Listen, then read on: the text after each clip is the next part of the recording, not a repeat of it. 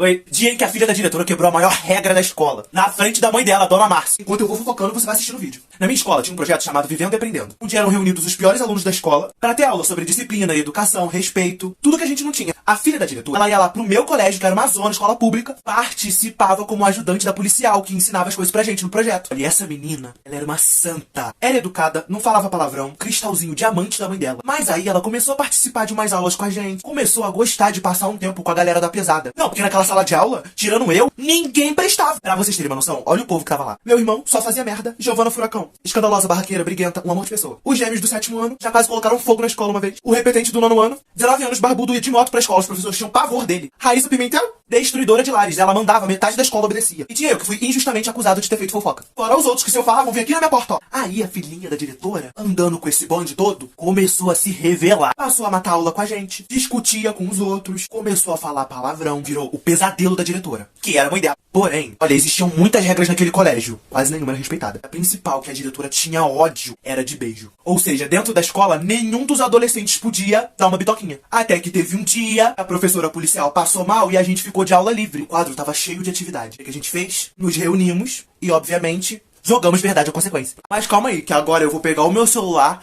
e vou abrir o Resso. Vou escolher uma música e apresentar pra vocês uma curiosidade. O Resso tem a opção Similar Mix, que é uma playlist que seleciona as músicas, álbuns e artistas que você já está acostumado a ouvir, dando assim a oportunidade de ouvir diversas músicas relacionadas ao seu gosto atual. E na função dos membros premiums nós temos a opção de ouvir música com altíssima qualidade, para você ter a melhor experiência dentro do aplicativo. E também existe o plano da família, onde você e mais 6 pessoas podem dividir a mesma conta. E com 33% de desconto, terão acesso às funções premium. Voltando pra fofoca. Aí, né, o jogo começou. Até que teve uma hora que o meu irmão desafiou a filha da diretora a beijar a pessoa em que a garrafa parasse. A garrafa girou, girou, girou, girou. E parou, né? Numa das pessoas que estava na roda. A Valentina levantou e falou assim, ó, pra pessoa que a garrafa tinha parado: